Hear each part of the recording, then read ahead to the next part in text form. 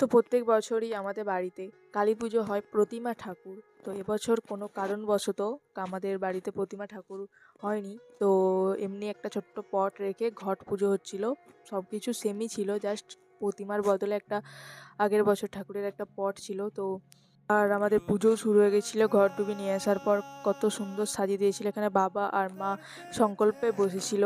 তো তোমরা তো ব্রাহ্মণকে হয়তো অনেকেই চেনো। ইনি হচ্ছে স্যার। এনার কাছে আমিও 10 অবধি পড়েছিলাম। তো কে চেনো এই ব্রাহ্মণকে বা স্যারকে অবশ্যই কমেন্টে বলবে। তো এখন আরতি হচ্ছে। আমরা এখন পুজোর প্রায় শেষ মুহূর্তে চলে এসেছি। আরতিও হয়ে গেছে প্রায়। আর এরপর হচ্ছে ব্রাহ্মণ ঘট কেটে দিচ্ছে। আজকে এই ঠাকুরটা এখন 3 দিন থাকবে। তো ঘট কেটে দেওয়ার পর হচ্ছে আমাদেরকে সবাইকে চন্দ্রমিত দিল, যেটা খেতে খুবই টেস্টি। আমি যেটা ছোটো থেকেই খেতে ভালোবাসি। তারপর এখানে অনেক একটু মানে গঙ্গা জল টল ছিটানোর পর সে চন্দ্রমিত নিয়ে পুজো শেষ হয়ে গেল। তো ভিডিওটা তোমাদের কেমন লাগছে অবশ্যই কমেন্টে বলবে। আর আমার চ্যানেলটাকে অবশ্যই তোমরা ফলো করে নিবে। আর ইউটিউবেও আমার একটা চ্যানেল আছে বঙ্গাল সোনা, যে চাইবে সাবস্ক্রাইব করে দিতে পারো।